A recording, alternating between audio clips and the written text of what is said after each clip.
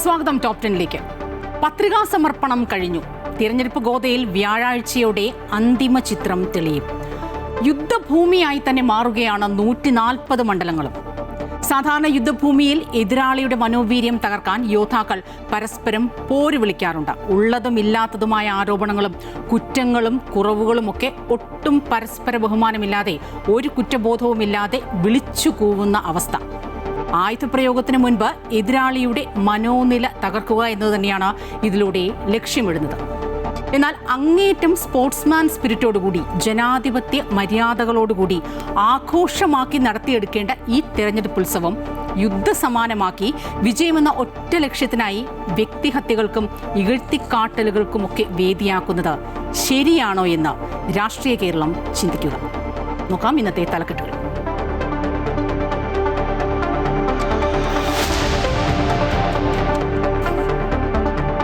നിയമസഭാ തിരഞ്ഞെടുപ്പിനുള്ള നാമനിർദ്ദേശ പത്രികാ സമർപ്പണം പൂർത്തിയായി. മത്സര രംഗത്ത് 676 സ്ഥാനാർത്ഥികൾ. സൂക്ഷ്മ പരിശോധന നാളെ. 26 വരെ പത്രിക പിൻവലിക്കാം. തിരഞ്ഞെടുപ്പ് കമ്മീഷൻ രാഷ്ട്രീയ പാർട്ടികൾക്ക് അയച്ച കത്തിൽ BJP സീൽ കണ്ടെത്തിയ സംഭവത്തിൽ നടപടി. അസിസ്റ്റന്റ് സെക്ഷൻ ഓഫീസറെ സസ്പെൻഡ് ചെയ്ത് മുഖ്യ തിരഞ്ഞെടുപ്പ് ഓഫീസർ. പ്രചാരണത്തിനായി പ്രധാനമന്ത്രി നരേന്ദ്രമോദി ഞായറാഴ്ച തൃശൂരിൽ.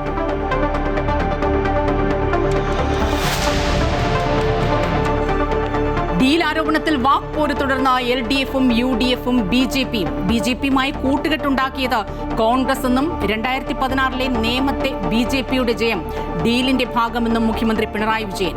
CPM-ഉം BJP-യും തമ്മിൽ ഡീലെന്ന് ആവർത്തിച്ച് VD സതീശനും രമേശ് ചെന്നിത്തലയും. ഒരു സമുദായത്തിന്റെ വോട്ടിനു വേണ്ടിയാണ് ഡീൽ ആരോപണമെന്ന് BJP സംസ്ഥാന അധ്യക്ഷൻ അമൃത TV-യുടെ നോട്ട് ദി പോയിന്റ്.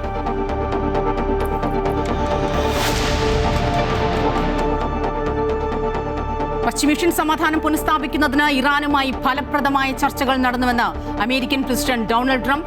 ചർച്ചകൾക്ക് സാഹചര്യമൊരുക്കാൻ 5 ദിവസത്തേക്ക് ഇറാന്റെ ഊർജോൽപാദന കേന്ദ്രങ്ങൾ ആക്രമിക്കില്ലെന്ന് ട്രംപ്. ട്രംപിന്റേത് മുട്ടുമടക്കലെന്നും എണ്ണവില കുറയ്ക്കാനുള്ള തന്ത്രമെന്നും ഇറാൻ. അന്താരാഷ്ട്ര വിപണികളിൽ ക്രൂഡ് ഓയിൽ വില ഇടിഞ്ഞു.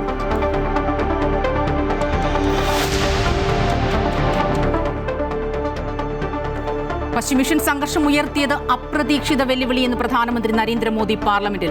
ഹോർമൂസ് കടലിടുക്ക് വഴിയുള്ള ഇന്ധന നീക്കത്തിൽ തടസ്സം നേരിടുന്നുണ്ട് എന്നും ആശങ്കാജനകമല്ല സാഹചര്യമെന്നും പ്രസ്താവന. 2 ഇന്ത്യൻ LPG ടാങ്കർ കപ്പലുകൾ ഹോർമൂസ് കടലിടുക്ക് കടന്നു. സംസ്ഥാനത്ത് സ്വർണ്ണ വിലയിൽ ചാഞ്ചാട്ടം. ഓഹരി വിപണിയിൽ കനത്ത ഇടിവ്.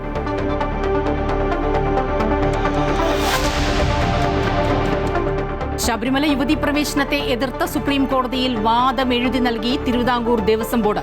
മതപരമായ കാര്യങ്ങൾ നോക്കി നടത്താനുള്ള അവകാശം ഭരണഘടനാപരമായി ഉണ്ടെന്ന് ദേവസ്വം ബോർഡ്. കേസിൽ വിശദമായ വാദം ഏപ്രിൽ 7-ന്.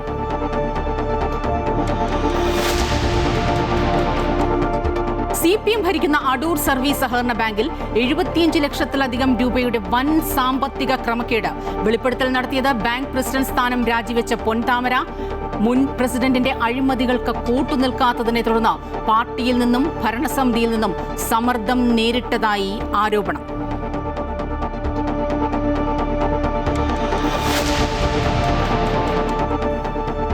വെള്ളാപ്പള്ളി നടേശന് ആശ്വാസം. SNDP യോഗം ജനറൽ സെക്രട്ടറി സ്ഥാനത്തു നിന്നും വെള്ളാപ്പള്ളിയെ അയോഗ്യനാക്കിയ ഹൈക്കോടതി ഉത്തരവ് ഡിവിഷൻ ബെഞ്ച് സ്റ്റേ ചെയ്തു.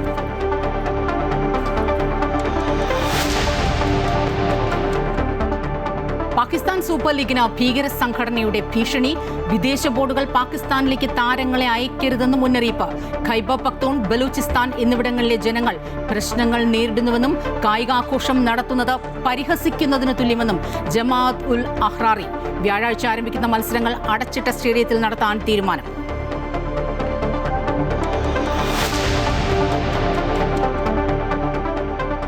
മഞ്ഞുമൽ ബോയ്സ് ചിത്രത്തിനെതിരായ സാമ്പത്തിക തട്ടിപ്പ് കേസ് റദ്ദാക്കണമെന്ന ആവശ്യം സുപ്രീം കോടതി തള്ളി.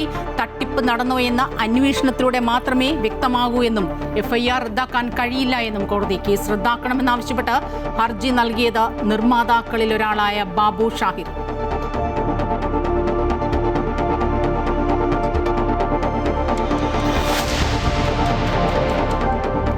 സ്റ്റോറി ഓഫ് ദ ഡേ: പ്രകൃതിക്ക് കാവലായി കണ്ടൽ.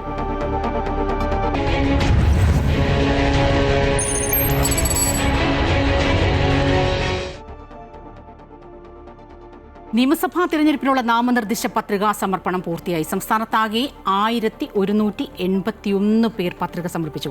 സുധീർ കരമന, കരമന ജയൻ, VS ശിവകുമാർ, കുമ്മനം രാജശേഖരൻ തുടങ്ങിയവർ ഇന്ന് പത്രിക സമർപ്പിച്ചു. നാളെയാണ് സൂക്ഷ്മ പരിശോധന. 26-ാം തീയതി വരെ പത്രിക പിൻവലിക്കാം. ഇനി 17 ദിവസം മാത്രമാണ് തിരഞ്ഞെടുപ്പിന് ബാക്കിയുള്ളത്. നിയമസഭാ തെരഞ്ഞെടുപ്പിനുള്ള നാമനിർദ്ദേശ പത്രിക സമർപ്പിക്കുന്നതിനുള്ള അവസാന ദിവസമായ ഇന്ന് നിരവധി സ്ഥാനാർത്ഥികളാണ് പത്രിക സമർപ്പിച്ചത്. ഇന്ന് വൈകുന്നേരം 3 മണിയോടെ പത്രിക സമർപ്പിക്കുന്നതിനുള്ള സമയം അവസാനിച്ചു. നേമം മണ്ഡലത്തിലെ UDF സ്ഥാനാർത്ഥി KS ശബരിനാഥൻ, അരുവിക്കരയിലെ UDF സ്ഥാനാർത്ഥി VS ശിവകുമാർ, തിരുവനന്തപുരം മണ്ഡലത്തിലെ സ്ഥാനാർത്ഥികളായ കരമന ജയൻ, സുധീർ കരമന, നെയ്യാറ്റിൻകരയിലെ UDF സ്ഥാനാർത്ഥി N ശക്തൻ, അരുവിക്കരയിലെ LDF സ്ഥാനാർത്ഥി G സ്റ്റീഫൻ തുടങ്ങിയവർ തിരുവനന്തപുരത്ത് വിവിധ വരണാധികാരികൾക്ക് മുൻപാകെ പത്രിക സമർപ്പിച്ചു. കൊല്ലത്ത് LDF സ്ഥാനാർത്ഥി S ജയമോഹൻ, വരണാധികാരി ചീഫ് അഗ്രികൾച്ചറൽ ഓഫീസർ ഡീന എബ്രഹാമിനാണ് പത്രിക സമർപ്പിച്ചത്. ഇരവിപുരം മണ്ഡലത്തിലെ സ്ഥാനാർത്ഥിയും MLA-യുമായ M നൌഷാദ്, കുണ്ടറ മണ്ഡലത്തിലെ LDF സ്ഥാനാർത്ഥി SL സജികുമാർ, കൊട്ടാരക്കര നിയോജക മണ്ഡലം NDA സ്ഥാനാർത്ഥി R രശ്മി എന്നിവരും ഇന്ന് നാമനിർദ്ദേശ പത്രിക സമർപ്പിച്ചു. പത്തനംതിട്ട ജില്ലയിലെ NDAയുടെ ആറന്മുള മണ്ഡലത്തിലെ സ്ഥാനാർത്ഥി കുമ്മനം രാജശേഖരൻ, അടൂരിൽ പന്തളം പ്രതാപൻ, റാന്നിയിൽ തോമസ് K സാമുവൽ, കോന്നിയിൽ TP സുന്ദരേശൻ എന്നിവരാണ് നാമനിർദ്ദേശ പത്രിക സമർപ്പിച്ചത്.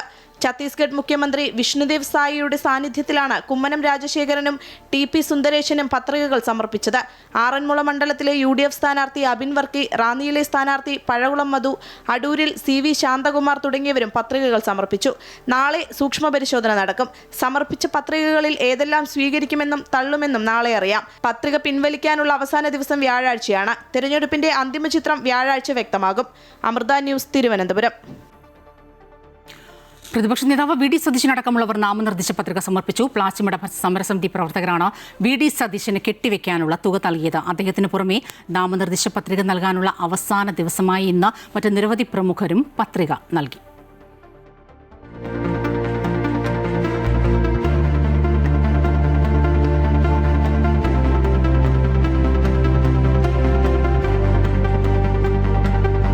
പറവൂരിലെ കോൺഗ്രസ് ഓഫീസായ രാജീവ് ഭവനിൽ നിന്ന് കാൽനടയായിട്ടാണ് VD സതീശൻ അഡീഷണൽ തഹസിൽദാർ ഓഫീസിലെത്തി നാമനിർദ്ദേശ പത്രിക സമർപ്പിച്ചത്.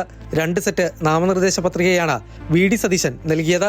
പ്ലാച്ചിമട സമരസമിതി പ്രവർത്തകർ VD സതീശന് കെട്ടിവെക്കാനുള്ള പണം കൈമാറി. UDF അധികാരത്തിലെത്തിയാൽ പ്ലാച്ചിമടയിലെ പ്രശ്നത്തിന് ശാശ്വത പരിഹാരമുണ്ടാകുമെന്ന് VD സതീശൻ പ്രതികരിച്ചു. UDF തിരിച്ചു വരുമ്പോൾ, അധികാരത്തിലേക്ക് തിരിച്ചു വരുമ്പോൾ പ്ലാച്ചിമട പ്രശ്നത്തിനുള്ള ശാശ്വതമായ പരിഹാരം ഉറപ്പായി ഉണ്ടാക്കും. ആ വിശ്വാസത്തിലാണ്. ഇത് അവിടുത്തെ പാവപ്പെട്ട ആളുകൾ തന്ന പണമാണ്. പ്ലാച്ചിമടയിലെ പാവപ്പെട്ട ജനങ്ങൾ തന്ന പണമാണ്.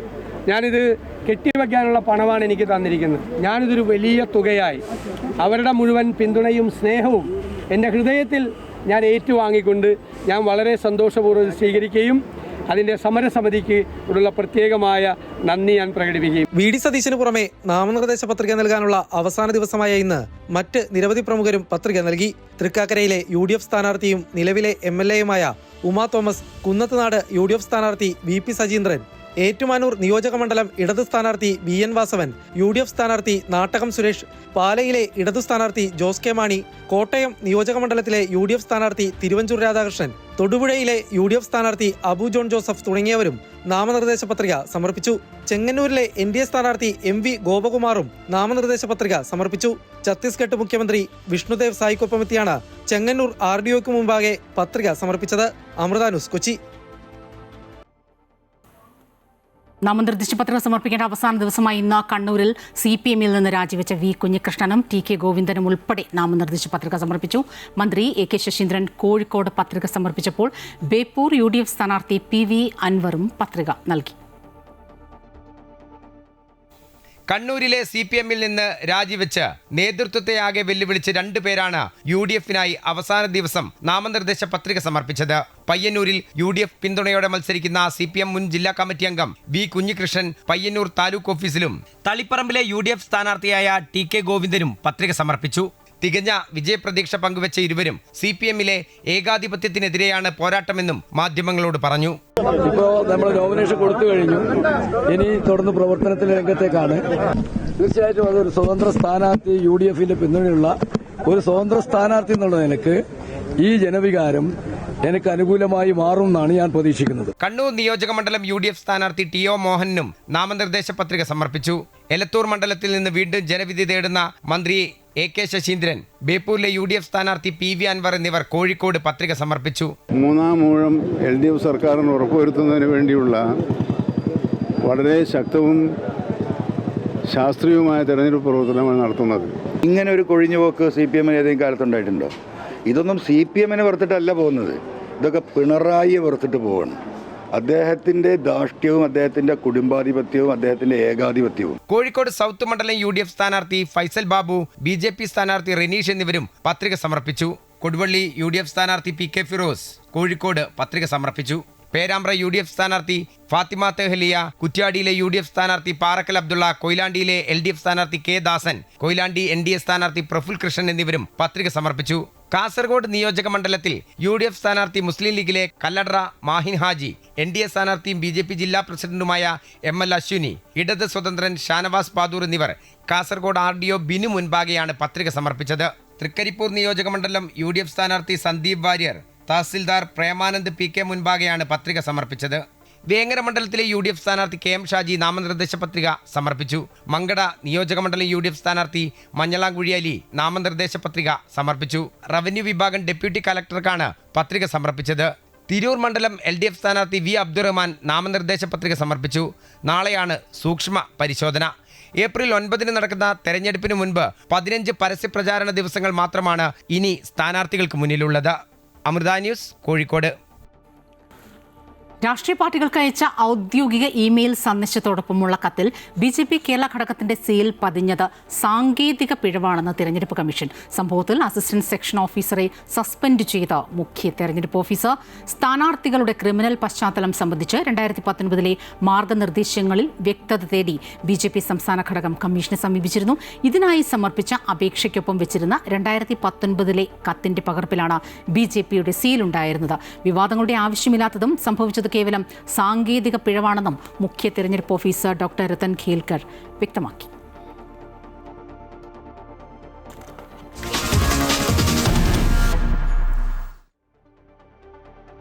കേരളത്തെ പുരോഗതിയുടെ അടുത്ത തലത്തിലേക്ക് ഉയർത്തുമെന്ന് മുഖ്യമന്ത്രി പിണറായി വിജയൻ. സംസ്ഥാനത്ത് ഭരണ തുടർച്ചയ്ക്കായി ജനം ഒറ്റക്കെട്ടായി അണിനിരക്കുന്നുവെന്നും പ്രതിപക്ഷത്തിൻ്റേത് അസത്യ പ്രചരണമാണെന്നും മുഖ്യമന്ത്രി വാർത്താസമ്മേളനത്തിൽ പറഞ്ഞു. കോൺഗ്രസ് BJPയുടെ B ടീമായി മാറിയെന്നും പാലക്കാട്ടെ ഡീൽ ആരോപണങ്ങൾ തള്ളിക്കൊണ്ട് മുഖ്യമന്ത്രി തിരിച്ചടിച്ചു. കേരളത്തിന്റെ വികസന തുടർച്ചയ്ക്കായി ജനങ്ങൾ LDFനൊപ്പം നിൽക്കുമെന്ന് മുഖ്യമന്ത്രി പിണറായി വിജയൻ. മുൻകാലങ്ങളിൽ പ്രകടന പത്രിക ചവറ്റുകുട്ടയിലെറിയുന്ന സംസ്കാരമായിരുന്നു ഉണ്ടായിരുന്നത്. എന്നാൽ ഇന്നത് മാറി. LDF സർക്കാർ വാഗ്ദാനങ്ങൾ പാലിച്ച് മുന്നേറുകയാണ്. UDF ഭരണകാലത്ത് ആരോഗ്യ വിദ്യാഭ്യാസ മേഖലകൾ തകർന്നു എന്ന് ചൂണ്ടിക്കാട്ടിയ മുഖ്യമന്ത്രി 18 മാസം ക്ഷേമ പെൻഷൻ മുടക്കിയവരാണ് ഇന്നത്തെ പ്രതിപക്ഷമെന്നും പരിഹസിച്ചു. 18 മാസം വരെയായിരുന്നു UDF സർക്കാർ വരുത്തിയ ക്ഷേമ പെൻഷൻ കുടിശ്ശിക. ശബരിമല വിഷയത്തിൽ സർക്കാരിൻ്റേത് വ്യക്തമായ നിലപാടാണ്. ഇത് തിരഞ്ഞെടുപ്പിൽ പ്രചരണ വിഷയമാക്കുന്നത് LDFനെ ബാധിക്കില്ലെന്നും അദ്ദേഹം കൂട്ടിച്ചേർത്തു. പാലക്കാട്ടെ BJP CPM ഡീൽ ആരോപണങ്ങൾ തള്ളിയ മുഖ്യമന്ത്രി കോൺഗ്രസ് ആണ് BJPയുമായി എന്നും കൂട്ടുകെട്ടുണ്ടാക്കിയിട്ടുള്ളതെന്ന് ഓർമ്മിപ്പിച്ചു. പഴയ കൊലീബി സഖ്യം ഇതിന് തെളിവാണ്. 2016 നേമത്ത് BJP അക്കൗണ്ട് തുറന്നത് കോൺഗ്രസ് സഹായത്തോടെയാണെന്നും അത് കൃത്യമായ ഡീലിന്റെ ഭാഗമാണെന്നും മുഖ്യമന്ത്രി ആരോപിച്ചു. അമൃത ന്യൂസ്, പത്തനംതിട്ട. സംസ്ഥാനത്ത് ഡീലുണ്ടെന്ന് ആവർത്തിച്ച് കോൺഗ്രസ് നേതാക്കൾ രംഗത്തെത്തിയിട്ടുണ്ട്. ഡീൽ മുഖ്യമന്ത്രിയുടെ വാക്കുകളിൽ വ്യക്തമാണ് എന്നും BJPയുടെ കൊട്ടേഷൻ ഏറ്റെടുത്തിരിക്കുകയാണ് മുഖ്യമന്ത്രി പിണറായി വിജയനെന്നും KC വേണുഗോപാൽ ആരോപിക്കുന്നു.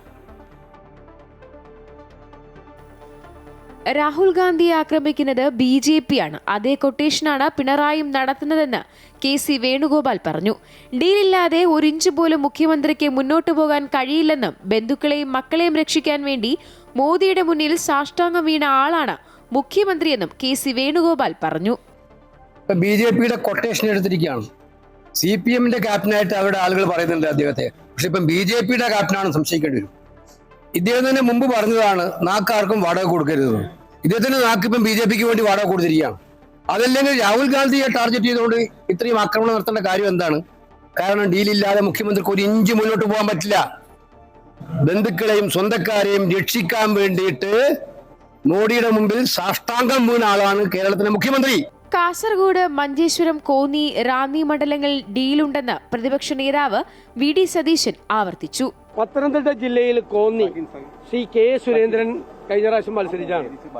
32,000-ലധികം വോട്ട് കെ സുരേന്ദ്രൻ പിടിച്ച സീറ്റില് ഇപ്രാവശ്യം അത് BDJS കൊടുത്തു. ശരിയാണോ? റാന്നി ശബരിമല ഇരിക്കുന്ന സീറ്റാണ്. അവിടെ കൊടുത്തിരിക്കുന്നത് 2020 എവിടെയുള്ളത്? പത്തനംതിട്ടയിൽ.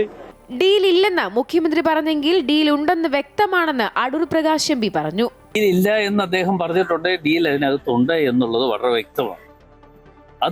അതാണ് മുഖ്യമന്ത്രിയുടെ നാവിലൂടെ കടന്നു വന്നിട്ടുള്ളത്. ഇത് കേരളത്തിലെ ജനങ്ങളെ കബളിപ്പിക്കുവാൻ വേണ്ടിയുള്ള പ്രസ്താവനകളാണ് അദ്ദേഹം ഇറക്കിക്കുന്നത്. 22 സീറ്റുകൾ 2020 നൽകി NDA പൊളിറ്റിക്കൽ ഡീൽ നടത്തിയിരിക്കുകയാണെന്ന് രമേശ് ചെന്നിത്തലയും വിമർശിച്ചു. വിവിധ ബ്യൂറോകളുടെ സഹായത്തോടെ ന്യൂസ് ഡെസ്ക് അമൃത ന്യൂസ്. സംസ്ഥാനത്ത് ഡീലുണ്ടെന്ന് ആവർത്തിച്ച് കോൺഗ്രസ് നേതാക്കൾ. ഡീൽ മുഖ്യമന്ത്രിയുടെ വാക്കുകളിൽ വ്യക്തമാണ് എന്നും BJPയുടെ കൊട്ടേഷൻ ഏറ്റെടുത്തിരിക്കുകയാണ് എന്നുമാണ് KC വേണുഗോപാൽ അടക്കമുള്ള നേതാക്കൾ പറയുന്നത്. എന്തായാലും കേരളത്തിന് പുറത്ത് ഒരുമിച്ച് നിൽക്കുന്ന കോൺഗ്രസും CPM-ഉമാണ് BJPയുമായി ഡീലുണ്ടെന്ന് പരസ്പരം ആരോപിക്കുന്നതെന്ന് BJP സംസ്ഥാന അധ്യക്ഷൻ രാജീവ് ചന്ദ്രശേഖർ ആരോപിക്കുന്നു. ഒരു സമുദായത്തിൻ്റെ വോട്ട് മാത്രം ലക്ഷ്യമാക്കിയുള്ള ഇരു മുന്നണികളുടെയും നീക്കമാണ് ഇത്. ന്യൂനപക്ഷ വിഭാഗങ്ങളിൽ BJPയെക്കുറിച്ച് ഭയം ജനിപ്പിച്ച് വോട്ട് തേടുന്ന ശൈലി അധികകാലം മുന്നോട്ട് കൊണ്ടുപോകാൻ കഴിയില്ല എന്നും രാജീവ് ചന്ദ്രശേഖർ വ്യക്തമാക്കുന്നു. അമൃത TVയുടെ ഇലക്ഷൻ പോഡ്കാസ്റ്റ് നോട്ട് ദി പോയിന്റിൽ സംസാരിക്കുകയായിരുന്നു BJP സംസ്ഥാന അധ്യക്ഷൻ. 27 സംസ്ഥാനത്തിലും 8 യൂണിയൻ ടെറിട്ടറീസിലും ഒരുപോലെ ഒരുമിച്ച് പോളിറ്റിക്സ് ചെയ്യുന്ന 2 പാർട്ടീസാണ് CPM-ഉം കോൺഗ്രസും. തൊട്ടടുത്ത് തമിഴ്നാട്ടിൽ ഇലക്ഷൻ നടക്കുന്നുണ്ട്, പുതുച്ചേരിയിൽ ഇലക്ഷൻ നടക്കുന്നുണ്ട്. 2 സ്ഥലത്തും CPM-ഉം കോൺഗ്രസും ഒരുമിച്ച് മത്സരിക്കുന്നു, ഒരു മുന്നണീൻ്റെ ഭാഗമായിട്ട് മത്സരിക്കുന്നു. എന്നിട്ടാണ് ഞങ്ങളുടെ ഒപ്പം സീക്രട്ട് അണ്ടർസ്റ്റാൻഡിങ്. ഇതാരെയാണ് വെട്ടിയാക്കുന്നത്? CPM BJP തമ്മിലൊരു അണ്ടർസ്റ്റാൻഡിങ് ഉണ്ടെന്ന് അവർ പറഞ്ഞു. നോക്കൂ, സാമാന്യ ബുദ്ധി, കോമൺ സെൻസ് കൊണ്ടൊന്നു ഞങ്ങൾ എത്ര കാര്യകർത്താൽ ഒരു കൊന്നിട്ടുണ്ട് ഈ CPM-കാർ. എനിക്കിപ്പോൾ ഇന്ന് രാവിലെ അത് ചെയ്യണമെന്ന് എനിക്കൊരു ചിന്ത വന്നാലും അഭിപ്രായം ഉണ്ടെങ്കിലും ഈ പാർട്ടി സമ്മതിക്കുമോ? CPM-ഉം BJP ഇങ്ങനെയല്ലേ? എങ്ങനെയാണ് അത് നടക്കാൻ പോകുന്നത്? നടക്കില്ല. അത് എല്ലാവർക്കും അറിയാം, കോൺഗ്രസിനും അറിയാം. പക്ഷേ എങ്ങനെയെങ്കിലും ഈ മുസ്ലിം വോട്ടിനെ പിടിക്കാൻ ഏതെങ്കിലും ലെവൽ വരെ നുണ പറഞ്ഞ് മുസ്ലിം വോട്ടിനെ പേടിപ്പിച്ച് CPM-ന്ന് പോകാൻ പാടില്ല. കാരണം CPM BJPയും ഒരുമിച്ചാണ്. അതുകൊണ്ട് മുസ്ലിം വോട്ടെല്ലാം കോൺഗ്രസ്സിന് കിട്ടണമെന്ന് അതാണ് അവരുടെ ആവശ്യം. അതുപോലെ തന്നെ മറുവശത്ത് CPM അതേ മുസ്ലിം വോട്ട് പിടിക്കാൻ കോൺഗ്രസും BJPയും തമ്മിലൊരു അണ്ടർസ്റ്റാൻഡിങ് ഉണ്ടെന്ന് അവരൊരു പ്രചരണം. ഇതെല്ലാം എന്തിനു ചെയ്യുന്നു? ഒരു സമുദായത്തിൻ്റെ വോട്ട് പിടിക്കാൻ. ആ സമുദായത്തിന് മുമ്പിൽ BJP ഒരു വലിയ എനിമിയാണെന്ന് പ്രചരിപ്പിച്ച് എത്രയോ കൊല്ലം ആ വിഷം കയറ്റി വെച്ച്, ഞാൻ പറയാൻ ആഗ്രഹിക്കുന്നത് അടുത്ത 2-3 കൊല്ലത്തിൽ അതും മാറാൻ പോകുന്നു. ഇവരുടെ കയ്യിൽ ഒന്നും ഉണ്ടാവില്ല. ഈ നുണയും പ്രചരിപ്പിച്ച് ജനങ്ങളെ വിഡ്ഢിയാക്കി വിഷം നിറച്ച് വോട്ട് പിടിക്കുന്ന ആ തന്ത്രവും രീതിയും അതിൻ്റെ കാലങ്ങൾ കഴിഞ്ഞിട്ടൊന്നും ഞാൻ പറഞ്ഞില്ല, കഴിയുന്നു. BJPയും ഇടതുപക്ഷവും തമ്മിൽ സംസ്ഥാനത്ത് അവിശുദ്ധ സഖ്യമുണ്ടെന്ന് നിരീക്ഷിക്കുന്ന ആർക്കും മനസ്സിലാകുമെന്ന് PK കുഞ്ഞാലിക്കുട്ടി. ഡീൽ ആരോപണം CPM-ന്റെ പരാജയമെന്ന് അദ്ദേഹം പറഞ്ഞു. മലപ്പുറത്ത് തെരഞ്ഞെടുപ്പ് കൺവെൻഷനിൽ സംസാരിക്കുകയായിരുന്നു കുഞ്ഞാലിക്കുട്ടി. തെരഞ്ഞെടുപ്പിൽ അവർ നിർത്തുന്ന സ്ഥാനാർത്ഥിയെ കണ്ടിട്ടാണ് പ്രതിപക്ഷ നേതാവും അതുപോലെ തന്നെ ഇന്ത്യൻ നാഷണൽ കോൺഗ്രസിന്റെ നേതാക്കന്മാർ, UDF-ന്റെ നേതാക്കന്മാരും ഒക്കെ ഇവിടെ ഒരു അവിശുദ്ധ സഖ്യം രൂപപ്പെട്ടിട്ടുണ്ട് എന്ന് പറയുന്നത്. അത് നമുക്ക് നിരീക്ഷിക്കുന്ന ആർക്കും മനസ്സിലാവും. 3ാം സ്ഥാനത്തുള്ളവര് അപ്രധാന സ്ഥാനാർത്ഥികളെ പിന്നെ 1ാം സ്ഥാനക്കാരെ വോട്ട് UDF-ന്റെ വോട്ട് ഭിന്നിപ്പിക്കാൻ വേണ്ടി കരുതിക്കൂട്ടി സ്ഥാനാർത്ഥികളെ ഇടുമ്പോൾ ആർക്കും മനസ്സിലാവുമല്ലോ, അതൊരു അന്തർധാരയാണ് എന്ന് മനസ്സിലാവും. വിശകലനങ്ങളുമായി അൺഫിൽ ഡിസൂസ ചേരുകയാണ്. അൺഫിൽ, തിരഞ്ഞെടുപ്പ് പ്രചരണം ചൂട് പിടിക്കുകയാണ്. പക്ഷേ ഈ ഡീൽ ആരോപണങ്ങളും വർഗീയതയും ഒക്കെ കൊണ്ട് കളം നിറയ്ക്കാൻ മുന്നണികളുടെ ഒരു ശ്രമം കാണുന്നു. ശരിക്കും ജനകീയ പ്രശ്നങ്ങൾ, വികസന വിഷയങ്ങൾ ഇതൊക്കെ ചർച്ച ചെയ്യേണ്ട സമയത്ത് ഈ ഒരു രാഷ്ട്രീയ ആരോപണങ്ങളിലേക്ക്, പ്രത്യാരോപണങ്ങളിലേക്കൊക്കെ മുന്നണികൾ തിരിയുമ്പോൾ നമുക്ക് തോന്നുന്നത് ഈ ഒരു തിരഞ്ഞെടുപ്പ് കാലത്ത് വിഷയദാരിദ്ര്യം അനുഭവിക്കുകയാണോ ഈ മുന്നണികൾ എന്നാണ്. അതോ ഒരു തരത്തിലുള്ള മുൻകൂർ ജാമ്യമെടുക്കലാണോ മുന്നണികൾ നടത്തുന്നത്?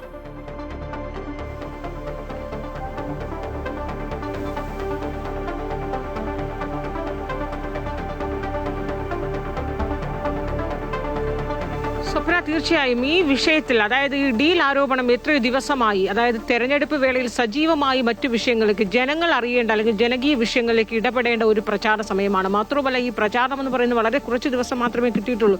ഇന്നിപ്പോൾ പരസ്യ പ്രചാരണം അവസാനിക്കാൻ ഇന്നത്തെ ദിവസം കഴിഞ്ഞു. ഇനി ആകെ 15 ദിവസം മാത്രമേ ബാക്കിയുള്ളൂ. അതായത് 2 ആഴ്ച മാത്രം പരസ്യ പ്രചാരണം അവസാനിക്കാൻ ദിവസങ്ങളുള്ളൂ.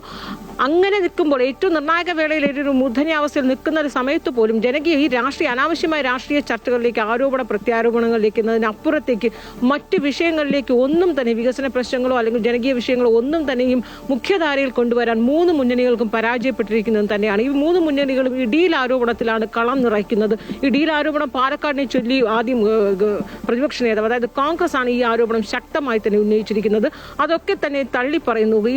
അതായത് പാലക്കാട് ദുർബല സ്ഥാനാർത്ഥിയെ നിർത്തി കോൺഗ്രസിനെ BJP സ്ഥാനാർത്ഥി ശോഭാ സുരേന്ദ്രനെ ജയിപ്പിക്കാനായി CPM ഉം BJP തമ്മിൽ ഡീൽ ഉണ്ടാകുമ്പോൾ സ്വാഭാവികമായി അതിന്റെ പ്രത്യുപകാരം എന്ന രീതിയിൽ മറ്റു പലയിടങ്ങളിലും BJP വിട്ടുവീഴ്ചയ്ക്ക് തയ്യാറാകുന്നുണ്ട്. തെളിവുകളൊക്കെ നിരത്തിയാണ് BJPക്ക് വോട്ട് ശതമാനം ഏറെയുള്ള പലയിടത്തും 2020 കൊടുക്കുന്നു. അതായത് തൃപ്പൂണിത്തുറ, ഇവർക്ക് ഏറ്റവും കൂടുതൽ ഇവരുടെ നഗരസഭ പോലും ഭരിക്കുന്ന BJPയുടെ നഗരസഭ ഭരിക്കുന്ന തൃപ്പൂണിത്തുറയിൽ പോലും സ്വന്തം സ്ഥാനാർത്ഥിയെ നിർത്താതെ അത് ഘടകകക്ഷിക്ക് കൊടുത്തു. ഈ ആരോപണം വളരെ ശക്തമായി തന്നെ കോൺഗ്രസ് ഉയർത്തുമ്പോൾ അതിനെ മറികടക്കാനായി BJPയും CPM ഒക്കെ തന്നെയും ഈ കോലിബി സഖ്യം മുതലുള്ള ആരോപണങ്ങളൊക്കെ തന്നെ ഉയർത്തിയാണ് അതിനെ പ്രതിരോധിച്ചുകൊണ്ടേയിരിക്കുന്നത്. പക്ഷെ ആ ചർച്ചയ്ക്ക് അപ്പുറത്തേക്ക്, ആ ഡീൽ ആരോപണത്തിൽ നിന്ന് അവർക്ക് പുറത്തേക്ക് വരാൻ ഇപ്പോഴും ഈ 4ാമത്തെ ദിവസമായിട്ട് പോലും കഴിയുന്നില്ല. ഓരോ ദിവസം കഴിയുമ്പോഴും ആ ഡീൽ ആരോപണത്തിൽ തന്നെ മുറുകെ പിടിച്ചുകൊണ്ടേയിരിക്കുകയാണ് പാർട്ടി എന്ന് പറയുന്നത്. മാത്രമല്ല ഇപ്പോൾ ഈ രാജീവ് ചന്ദ്രശേഖർ പറയുന്ന വാക്കിൽ നിന്ന് വളരെ വ്യക്തമാണ് എന്തുകൊണ്ടാണ് കോൺഗ്രസ് ഈ പറയുന്നത്.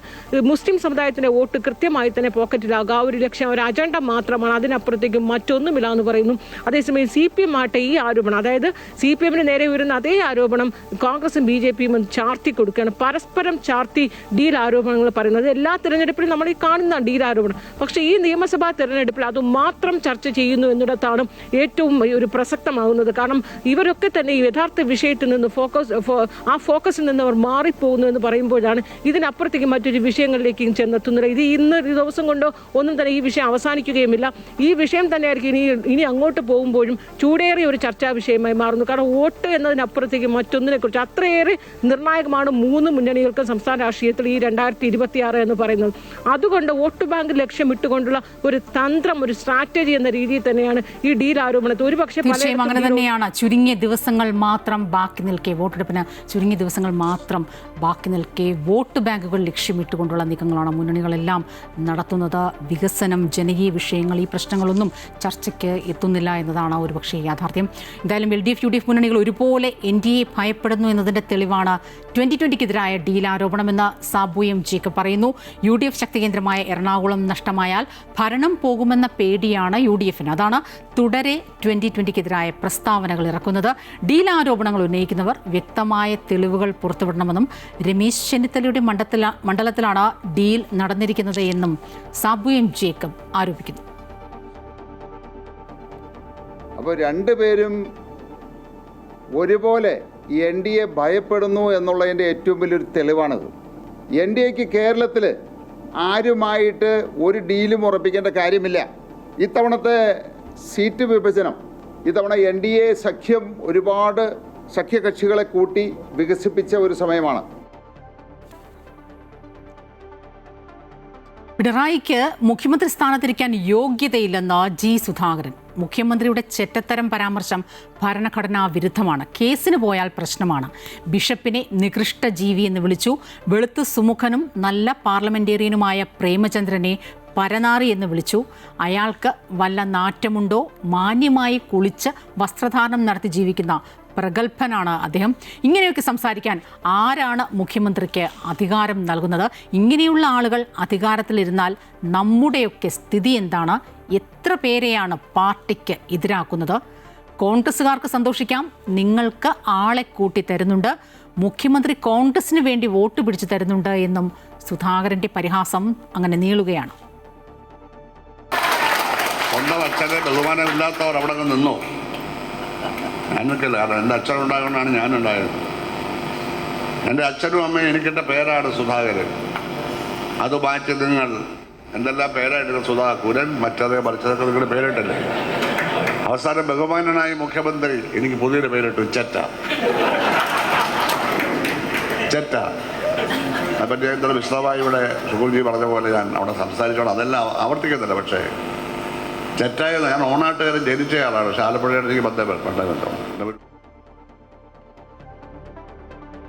തെരഞ്ഞെടുപ്പ് കമ്മീഷൻ BJPക്ക് വേണ്ടി പ്രവർത്തിക്കുകയാണെന്ന CPM general secretary MA baby. Election കമ്മീഷന്റെ ഔദ്യോഗിക രേഖയിൽ BJPയുടെ സീൽ വന്നത് ഇതിന് തെളിവാണെന്നും അഭിമാനമുണ്ടെങ്കിൽ ജ്ഞാനേഷ് കുമാറും ഉദ്യോഗസ്ഥരും രാജിവെക്കണമെന്നും അദ്ദേഹം പറഞ്ഞു.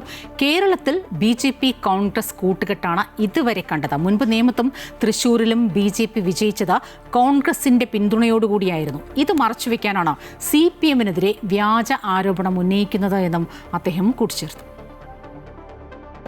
നരേന്ദ്രമോദി ഭരണത്തിന് കീഴിൽ കേന്ദ്ര ഗവൺമെൻറ്റിൻ്റെ ഒരു വകുപ്പായിട്ട് മാത്രമല്ല പ്രവർത്തിക്കുന്നത്, BJP എന്ന രാഷ്ട്രീയ പാർട്ടിക്ക് വേണ്ടി പ്രവർത്തിക്കുകയാണ് എന്നത് ഞങ്ങൾ നേരത്തെ ഉന്നയിച്ച വിമർശനമാണ്. അതിൻ്റെ പശ്ചാത്തലത്തിലാണ് ലോക്സഭയിൽ പാർലമെൻറ്റിൽ ഇലക്ഷൻ കമ്മീഷനെതിരായിട്ടുള്ള അവിശ്വാസ പ്രമേയം, ഇംപീച്ച്മെന്റ് നോട്ടീസ് പ്രതിപക്ഷ പാർട്ടികൾ ചേർന്ന് നൽകിയത്. കൊല്ലം പുനലൂരിലെ സ്ഥാനാർത്ഥി പ്രഖ്യാപനവുമായി ബന്ധപ്പെട്ട് ഉയർന്ന UDF പ്രതിസന്ധികൾക്ക് നാടകീയമായ രീതിയിൽ പരിഹാരമാവുകയാണ്.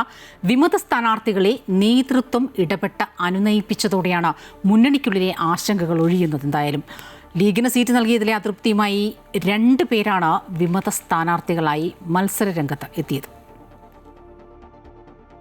വിമതനായി മത്സരിക്കാൻ തയ്യാറെടുത്ത DCC ട്രഷറർ നെൽസൺ സെബാസ്റ്റ്യനെ പിന്തിരിപ്പിച്ചതിനു പിന്നാലെയാണ് താൻ മത്സരിക്കുമെന്ന തീരുമാനവുമായി DCC general secretary Sanjay Khan രംഗത്തെത്തിയത്. നേതാക്കൾ അനുനയിപ്പിക്കാൻ ശ്രമിച്ചെങ്കിലും സഞ്ജയ് ഖാൻ വഴങ്ങിയില്ല. ജനകീയ സ്വതന്ത്ര സ്ഥാനാർത്ഥി സഞ്ജയ് ഖാനെ വിജയിപ്പിക്കണമെന്നാവശ്യപ്പെട്ട് അനുകൂലികൾ പ്രചാരണവും തുടങ്ങി. തനിക്ക് വാഗ്ദാനം ചെയ്ത സീറ്റാണ് നേതൃത്വം ലീഗിന് നൽകിയതെന്നും സഞ്ജയ് ഖാൻ പറഞ്ഞു. ഒടുവിൽ KC വേണുഗോപാലുമായി നടത്തിയ ചർച്ചയ്ക്ക് ശേഷം മത്സരിക്കുന്നതിൽ നിന്ന് പിന്മാറുന്നതായി സഞ്ജയ് ഖാൻ നിലപാട് മാറ്റി. പുനലൂർ സീറ്റ് വീണ്ടും ലീഗിന് നൽകിയതിൽ പ്രതിഷേധിച്ചാണ് കോൺഗ്രസ് പ്രാദേശിക നേതൃത്വം നേരത്തെ വിമത സ്ഥാനാർത്ഥിയെ പ്രഖ്യാപിച്ചത്. എന്നാൽ പുനലൂരിലെ റിബൽ സ്ഥാനാർത്ഥിത്വം മുന്നോട്ടു പോയാൽ കൊല്ലം ജില്ലയിലെ മറ്റ് മണ്ഡലങ്ങളിൽ മുസ്ലിം ലീഗും റിബൽ സ്ഥാനാർത്ഥികളെ ഇറക്കുമെന്ന മുന്നറിയിപ്പും നൽകിയിരുന്നു. KC വേണുഗോപാലും KPCC അധ്യക്ഷൻ സണ്ണി ജോസഫും നൽകിയ ഉറപ്പിന് പിന്നാലെ നെൽസൺ സെബാസ്റ്റ്യൻ സ്ഥാനാർത്ഥിത്വം പിൻവലിക്കുകയായിരുന്നു. UDF സ്ഥാനാർത്ഥിയെ വിജയിപ്പിക്കാൻ ഒറ്റക്കെട്ടായി പ്രവർത്തിക്കാനാണ് നേതൃയോഗത്തിന്റെ തീരുമാനം. സംഘടനാപരമായ ഏകോപനം നഷ്ടപ്പെട്ടാൽ അതിന്റെ രാഷ്ട്രീയ പ്രത്യാഘാതം വലുതാകുമെന്ന വിലയിരുത്തലിലാണ് കോൺഗ്രസ് നേതൃത്വം ഇടപെട്ട് പുനലൂരിലെ വിമത നീക്കങ്ങൾ അവസാനിപ്പിച്ചത്. News desk Amrita news. തിരഞ്ഞെടുപ്പ് തിരക്കിനിടെ പാലക്കാട് നിയോജക മണ്ഡലത്തിൽ വിവാദ പരാമർശം കത്തിക്കയറുകയാണ്. കോൺഗ്രസ് സ്ഥാനാർത്ഥി രമേശ് പിഷാരടിക്കെതിരെ മുതിർന്ന CPM നേതാവ് തോമസ് ഐസക് നടത്തിയ പരാമർശമാണ് പ്രചാരണ വേദികളിൽ ചർച്ചാ വിഷയമാകുന്നത്. ഐസക്കിന് മറുപടിയുമായി പിഷാരടിയും കോൺഗ്രസും രംഗത്തെത്തി. ഒടുവിൽ പരാമർശത്തിൽ ഖേദപ്രകടനം നടത്തിയിരിക്കുകയാണ് തോമസ് ഐസക്. മീനച്ചൂടിനെ വെല്ലുന്ന തിരഞ്ഞെടുപ്പ് ചൂട് കത്തിക്കയറുന്ന പാലക്കാട് നിയോജക മണ്ഡലത്തിൽ ഡീലിനെ വെല്ലുന്ന മറ്റൊരു വിവാദം ഏറ്റുപിടിച്ചിരിക്കുകയാണ് കോൺഗ്രസ്. മണ്ഡലത്തിലെ കോൺഗ്രസ് സ്ഥാനാർത്ഥി രമേശ് പിഷാരടിയെ മുതിർന്ന CPM നേതാവ് തോമസ് ഐസക് കോമാളി താരമെന്ന് പരാമർശിച്ചതാണ് വിഷയം. കോമാളി വേഷം കിട്ടുന്ന ഇത്തരം നടന്മാരെ സ്ഥാനാർത്ഥിയാക്കിയിട്ട് വോട്ട് കിട്ടുന്നില്ല എന്ന് പറഞ്ഞിട്ട് വല്ല കാര്യവുമുണ്ടോ എന്നായിരുന്നു ഐസക്കിന്റെ പരാമർശം. ഐസക് കലാകാരന്മാരെയാകെ അവഹേളിക്കുകയാണെന്ന് കോൺഗ്രസ് ആരോപിച്ചു. ധനമന്ത്രി എന്ന നിലയിൽ ധൂർത്തും ദുർവ്യയവും നടത്തി കേരളത്തിന്റെ സമ്പദ്ഘടന തകർത്ത ധാരാളിയാണ് ഐസക് എന്നാണ് കോൺഗ്രസ് തിരിച്ചടിച്ചത്. പിഷാരടിയും ഐസക്കിന് മറുപടിയുമായി കളത്തിലിറങ്ങി. തനിക്ക് അഭിപ്രായ സ്വാതന്ത്ര്യം മാത്രമല്ല സംസ്കാരം കൂടിയുണ്ട്, സംസ്കാരം സമരം ചെയ്താൽ കിട്ടില്ല എന്നാണ് പിഷാരടി തിരിച്ചടിച്ചത്. എനിക്ക് സംസ്കാരം കൂടി ഉണ്ട്, സ്വാതന്ത്ര്യം മാത്രമല്ല ഉള്ളത്. അതുകൊണ്ട് ഈ സംസ്കാരം സമരം ചെയ്താൽ കിട്ടുന്നൊരു കാര്യമല്ല, അത് എളുപ്പത്തിൽ കിട്ടൂല. വിവാദം വോട്ടർമാർക്കിടയിലും ചർച്ചയായപ്പോൾ ഖേദപ്രകടനവുമായി തോമസ് ഐസക്കും കളത്തിലിറങ്ങി. പലസ്തീൻ വിഷയത്തിൽ പിഷാരടിയുടെ വിമർശനത്തെയാണ് താൻ പരാമർശിച്ചത് എന്നാണ് ഐസക് പറയുന്നത്. കോമാളി എന്നൊരു പ്രയോഗം ഞാൻ നടത്തി.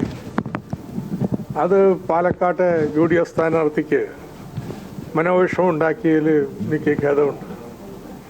അങ്ങനെ അദ്ദേഹത്തിൻ്റെ അഭിനയ മികവിനെക്കുറിച്ചൊന്നും മോശം പറയാനല്ല ഞാൻ ഉദ്ദേശിച്ചത്. എൻ്റെ വിമർശനം രാഷ്ട്രീയമാണ്. ഏതായാലും ഖേദപ്രകടനം നടത്തിയാലും വോട്ടർമാരുടെ ഇടയിൽ നിന്ന് ഐസക്കിനോട് ഒരു ചോദ്യം ഉയർന്നിട്ടുണ്ട്. CPMലുമുണ്ടല്ലോ കോമാളി വേഷം കിട്ടുന്ന കലാകാരന്മാർ. അവരൊന്നും സ്ഥാനാർത്ഥികളായപ്പോൾ നേതാവിന് കോമഡി താരത്തെ സ്ഥാനാർത്ഥിയാക്കിയിട്ട് എന്ത് കാര്യമെന്ന് തോന്നിയില്ലേ എന്നാണ് വോട്ടർമാരുടെ, പ്രത്യേകിച്ച് പാലക്കാട്ടെ വോട്ടർമാരുടെ ന്യായമായ സംശയം. News desk, Amrita news. പ്രധാനമന്ത്രി നരേന്ദ്രമോദി ഞായറാഴ്ച തൃശൂരിലെത്തുകയാണ്. NDA സ്ഥാനാർത്ഥി പത്മജ വേണുഗോപാലിന്റെ തിരഞ്ഞെടുപ്പ് പ്രചരണത്തിൽ പങ്കെടുക്കാനായാണ് പ്രധാനമന്ത്രി എത്തുന്നത്. നിയമസഭാ തിരഞ്ഞെടുപ്പിൽ BJP നിർണായകമായി കാണുന്ന മണ്ഡലമാണ് തൃശൂർ. പത്മജയുടെ സ്ഥാനാർത്ഥിത്വത്തിന് ഇരട്ടി ആവേശം പകരാനാണ് പ്രധാനമന്ത്രി തൃശൂരിൽ നേരിട്ടെത്തുന്നത്. ഞായറാഴ്ച തൃശൂരിലെത്തുന്ന പ്രധാനമന്ത്രി പത്മജയുടെ റോഡ് ഷോയിൽ പങ്കെടുക്കും. സ്വരാജ് റൗണ്ടിൽ തുറന്ന വാഹനത്തിലായിരിക്കും പ്രധാനമന്ത്രിയുടെ റോഡ് ഷോ. പ്രധാനമന്ത്രി എത്തുന്നതിന് മുന്നോടിയായി സുരക്ഷാ ഉദ്യോഗസ്ഥർ സ്ഥലം സന്ദർശിച്ചു. 2024 ലോക്സഭാ തെരഞ്ഞെടുപ്പിനോടനുബന്ധിച്ച് പ്രധാനമന്ത്രി തൃശൂരിലെത്തിയിരുന്നു. ലോക്സഭാ തെരഞ്ഞെടുപ്പിലെ വിജയം നിയമസഭാ തെരഞ്ഞെടുപ്പിലും കൈവരിക്കാനാകുമെന്ന പ്രതീക്ഷയിലാണ് BJP. തിരഞ്ഞെടുപ്പ് പ്രചാരണത്തിനായി പ്രധാനമന്ത്രി കൂടി എത്തുമ്പോൾ പ്രവർത്തകരുടെ വലിയ ജനാവലിയും അകമ്പടിയായി ഉണ്ടാകും. തുടർന്ന് പാലക്കാടെത്തുന്ന പ്രധാനമന്ത്രി ശോഭാ സുരേന്ദ്രന്റെ പ്രചരണ പരിപാടിയിലും പങ്കെടുക്കും. അമൃത ന്യൂസ്, തൃശൂർ.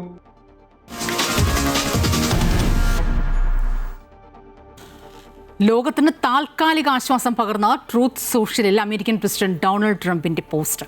പശ്ചിമേഷ്യയിൽ സംഘർഷരഹിത സാഹചര്യം നിലനിർത്താൻ കഴിഞ്ഞ 2 ദിവസമായി ഇറാനുമായി ചർച്ചകൾ നടക്കുന്നുവെന്നാണ് പോസ്റ്റ്. ചർച്ചകൾ ഫലപ്രദമാണ്. പൂർണ്ണമായ ഒരു വെടിനിർത്തലിലേക്ക്, ആ ഒരു സാഹചര്യത്തിലേക്ക് കടക്കുന്നതിന് വരുന്ന 5 ദിവസത്തേക്ക് ഇറാന്റെ ഊർജ്ജോൽപാദന കേന്ദ്രങ്ങൾ ആക്രമിക്കില്ല എന്നും ട്രംപിന്റെ പോസ്റ്റിലുണ്ട്. എന്തായാലും പറയുന്നത് ട്രംപ് ആയതുകൊണ്ട് തന്നെ ഇറാൻ അടക്കം പരിഹാസവുമായി രംഗത്തുമെത്തി. തിരിച്ചടി ഭയന്നുള്ള മുട്ടുമടക്കലാണെന്നും എണ്ണവില കുറയ്ക്കാനുള്ള തന്ത്രമെന്നുമാണ് ഇറാൻ വിദേശകാര്യ മന്ത്രാലയം പ്രതികരിക്കുന്നത്. എന്തായാലും ട്രംപിൻ്റെ പോസ്റ്റിൻ്റെ പ്രതിഫലനം ആഗോള വിപണികളിലെ അടക്കം ഉണർത്തിയിട്ടുമുണ്ട്. അതിനിടെ ഹോർമൂസ് കടലെടുക്ക് തുറക്കുന്നതിന് ട്രംപ് ശനിയാഴ്ച രാത്രി നൽകിയ 48 മണിക്കൂർ സമയപരിധി ഇന്ന് രാത്രി ഇപ്പോൾ അവസാനിക്കും. പറഞ്ഞതൊക്കെയും ട്രംപ് വിഴുങ്ങുമോ എന്നാണ് ഇനി കണ്ടറിയേണ്ടത്. ഇറാനുമായുള്ള സംഘർഷം ലഘൂകരിക്കാൻ അമേരിക്ക ആലോചിക്കുന്നുവെന്ന് നേരത്തെ തന്നെ റിപ്പോർട്ടുകൾ പുറത്തു വന്നിരുന്നു. ഇതിന് പിന്നാലെയാണ് ഇറാനുമായി ചർച്ചകൾ നടക്കുന്നുവെന്ന വെളിപ്പെടുത്തൽ ട്രംപ് ദി ട്രൂത്ത് സോഷ്യൽ മീഡിയയിലൂടെ നടത്തിയിരിക്കുന്നത്. ചർച്ചകളെ ഫലപ്രദമെന്നാണ് ട്രംപ് വിശേഷിപ്പിക്കുന്നത്. തുടർ ചർച്ചകൾക്ക് പശ്ചാത്തലം ഒരുക്കുന്നതിന് ഇറാന്റെ ഊർജ്ജ നിലയങ്ങൾക്കും അടിസ്ഥാന സൗകര്യങ്ങൾക്കും നേരെ നടത്താനിരുന്ന സൈനിക ആക്രമണങ്ങൾ 5 ദിവസത്തേക്ക് മരവിപ്പിക്കാൻ താൻ പ്രതിരോധ വകുപ്പിന് നിർദ്ദേശം നൽകിയതായും ട്രംപ് അറിയിച്ചു. ട്രംപിന്റെ പ്രഖ്യാപനത്തിന് പിന്നാലെ അന്താരാഷ്ട്ര വിപണിയിൽ ക്രൂഡ് ഓയിൽ വിലയിൽ 15% ഇടിവ് വന്നിട്ടുണ്ട്. $112 മുകളിലായിരുന്ന ബ്രെന്റ് ക്രൂഡ് ഓയിൽ വില $96 വരെ താഴേക്ക് പോയി. എന്നാൽ അമേരിക്കയുമായി ഔദ്യോഗിക ചർച്ചകൾ നടത്തുന്ന കാര്യം ഇറാൻ ഇതുവരെ സ്ഥിരീകരിച്ചിട്ടില്ല. അമേരിക്കയുടെ അന്ത്യശാസനത്തിൽ നിന്നുള്ള താൽക്കാലിക പിന്മാറ്റമാണിതെന്നും സൈനിക തയ്യാറെടുപ്പുകൾക്കായി സമയം കണ്ടെത്താനുള്ള ട്രംപിന്റെ തന്ത്രമാണിതെന്നും ഇറാനിയൻ മാധ്യമങ്ങൾ റിപ്പോർട്ട് ചെയ്യുന്നു. അതേസമയം ഹോർമുസ് കടലിടുക്ക് തുറന്നുകൊടുക്കണമെന്നാവശ്യപ്പെട്ട് ശനിയാഴ്ച രാത്രി ഇറാന് നൽകിയ 48 മണിക്കൂർ സമയപരിധി ഇന്ന് രാത്രി അവസാനിക്കാനിരിക്കെയാണ് ട്രംപിന്റെ ഈ പുതിയ നീക്കം. ഹോർമുസ് തുറന്നില്ലെങ്കിൽ ഇറാന്റെ ഊർജ്ജ നിലയങ്ങൾ നാമാവശേഷമാക്കുമെന്ന് ട്രംപ് നേരത്തെ ഭീഷണിപ്പെടുത്തിയിരുന്നു.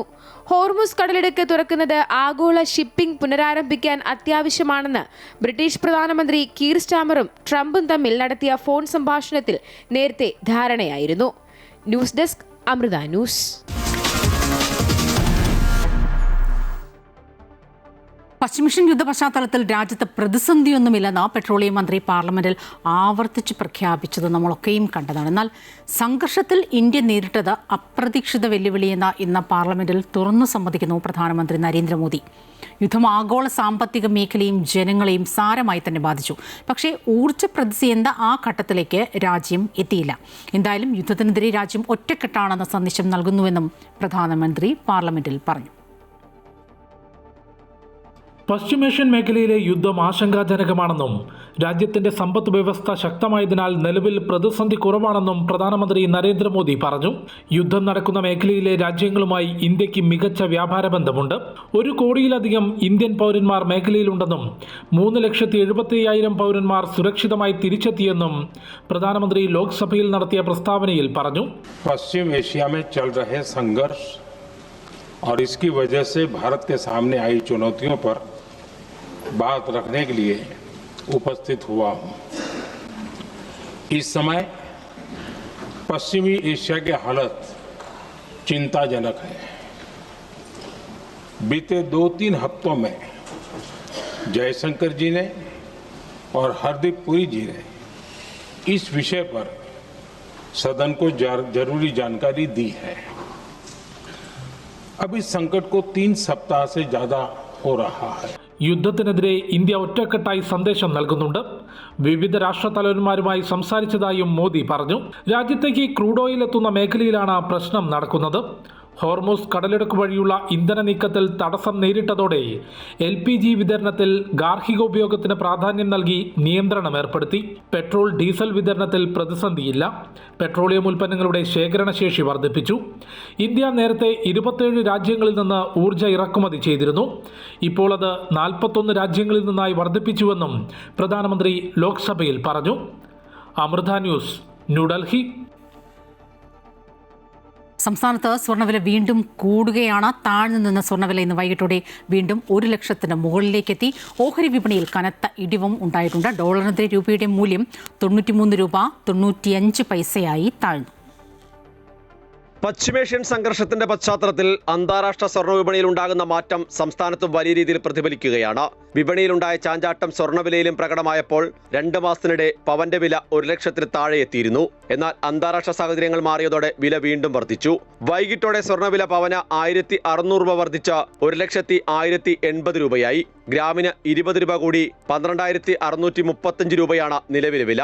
പകൽ 2 തവണയായി 7,560 രൂപയാണ് കുറഞ്ഞത്. അങ്ങനെ ജനുവരിക്ക് ശേഷം സംസ്ഥാനത്ത് സ്വർണ്ണവില 99,480 സുരക്ഷിത നിക്ഷേപം എന്ന നിലയിൽ വിവിധ രാജ്യങ്ങളിലെ കേന്ദ്ര ബാങ്കുകൾ സ്വർണം കൂടുതലായി വാങ്ങിയതോടെയാണ് വീണ്ടും സ്വർണ്ണവില 1 ലക്ഷം കടന്നത്. ഇക്കഴിഞ്ഞ ഡിസംബർ 23-നാണ് സ്വർണ്ണവില 1 ലക്ഷം ആദ്യമായി കടന്നത്. അതേസമയം അന്താരാഷ്ട്ര വിപണിയിലെ ചാഞ്ചാട്ടങ്ങൾ രൂപയുടെ മൂല്യത്തെയും ഓഹരി വിപണിയെയും സാരമായി ബാധിച്ചു. ഓഹരി വിപണി കനത്ത ഇടിവോടെയാണ് വ്യാപാരം അവസാനിപ്പിച്ചത്. സെൻസെക്സ് 1837 പോയിന്റ് നഷ്ടം രേഖപ്പെടുത്തി. നിഫ്റ്റി 602 പോയിന്റ് നഷ്ടത്തോടെ 22,512-ലാണ് വ്യാപാരം അവസാനിപ്പിച്ചത്. രൂപയുടെ മൂല്യത്തിലും വലിയ തകർച്ച നേരിടുകയാണ്.